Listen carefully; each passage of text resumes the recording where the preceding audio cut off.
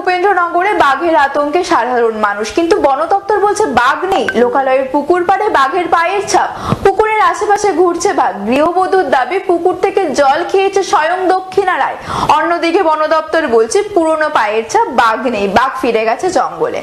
লোকালয়ের পুকুরের পাড়ে বাঘের পায়ের ছাপ, পুকুরে আশেপাশে ঘুরছে বাঘ। গৃহবধূদের দাবি পুকুর থেকে জল খেয়েছে দক্ষিণা রায়। অন্যদিকে বন দপ্তর বলছে পুরনো বাঘের পায়ের ছাপ, বাঘ নেই, বাঘ ফিরে গেছে জঙ্গলে। তাহলে কেন আতঙ্ক এলাকাবাসী? কারা সঠিক বলছে, বন দপ্তর না এলাকাবাসী? প্রশ্ন উঠছে। এলাকাবাসীর দাবি মেনে বাঘ খুঁজতে জঙ্গলে বিভিন্ন আধিকারিকের সঙ্গে রয়েছে শতাধিক বনকর্মী।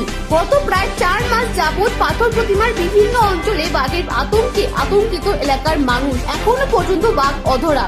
উপেন্দ্রনগর এলাকায় বন দপ্তরের পক্ষ থেকে লাগানো হয়েছে ট্যাপ ক্যামেরা। লোকালয়ের বনের ধারে ঘেরা হয়েছে জাল। কয়েক মাস ধরে দিন রাত পাহারায় রয়েছে বন দপ্তরের কর্মীরা। তবু এলাকাবাসীর দাবি পুকুরে জল খাচ্ছে বাঘ। এটা কি করে সম্ভব? ট্যাপ ক্যামেরায় ও বাঘের আনাগোনা দেখতে পাওয়া যায়নি। সকাল থেকে জঙ্গলে চিরুনি তল্লাশি চালাচ্ছে ও বাঘের কোনো হদিশ মেলেনি।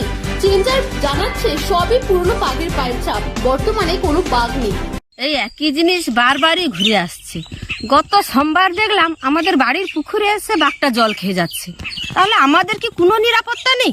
বাড়িতে বয়স্ক লোক আছে, ছোট বাচ্চা আছে। বারবার ফরেস্টার অফিসে আমরা খবর দিচ্ছি, তারা কিছু স্টেপ নিচ্ছে না।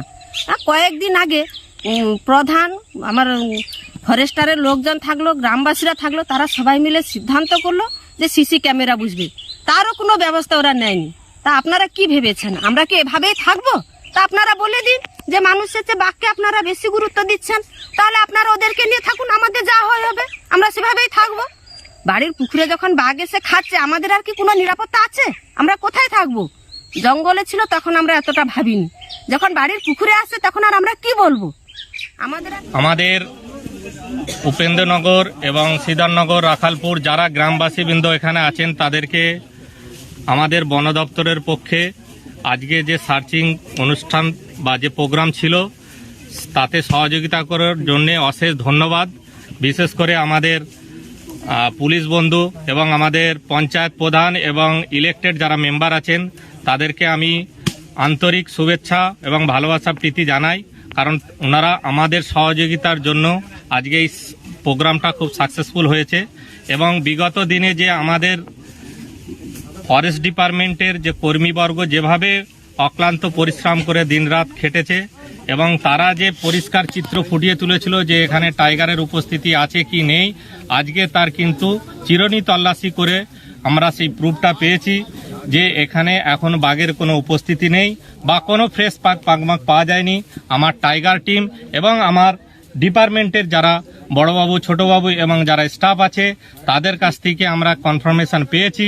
এবং গ্রামবাসী যারা গিয়েছিল, যারা আমাদের সঙ্গে সহযোগিতা করে গিয়েছিল, প্রাণের ঝুঁকি নিয়ে আমাদেরকে তাদের নিজস্ব দায়িত্বে যারা গিয়েছিল, তাদের কাছ থেকেও যে আমরা কনফার্মেশন পেয়েছি যে এখানে কোনো রকম বাঘের উপস্থিতি এই মুহূর্তে নেই। এবং আমি গ্রামবাসীদেরকে আশ্বস্ত করছি আপনাদের পাশে আমরা সবসময় আছি, কোনো ভয়ের কোনো কারণ নেই। যদি কোনো রকম সেই রকম থাকে আমাদেরকে অবশ্যই জানাবেন, আমরা কুইক অ্যাকশানের মধ্যে আমরা এখানে পৌঁছে যাব। যদি কোনো রকম সন্দেহ থাকে আমাদেরকে জানাবেন। এবং আমাদের গ্রাম পঞ্চায়েতের প্রধান সঞ্জয়বাবু আছেন, উনি তো প্রথম অক্টোবরের শেষ থেকেই আজ পর্যন্ত 3.5 মাস হয়ে গেল আমাদের সঙ্গে সহযোগিতা করেছেন। গ্রামবাসীরাও সহযোগিতা করেছেন যথেষ্টভাবে। কিছু হয়তো কনফিউশন হয়েছে, সেগুলো আজকে আমরা আপনাদের কাছে ক্লিয়ার করে দিলাম। আমাদের টাইগার যে রেস্কিউ টিম এসছে রায়দিঘি থেকে, তারাও সরজমিনে একদম চিরুনি তল্লাশি করে যে যেখানে যেখানে বলেছে, কোথাও দুবারও আমরা ওই জায়গায় টার্ন ওভার করিয়েছি। আপনারা ঘুরে আবার গ্রামবাসীদের কাছে সামনে আশ্বস্ত করে দেন যে এই জায়গাটায় টাইগারের উপস্থিতি আছে কিংবা কোনো নতুন পাকমাক আছে কিনা। এখনো পর্যন্ত সেই রকম কোনো আমাদের কাছে পাকমাকের কোনো চিহ্নই পাওয়া যায়নি।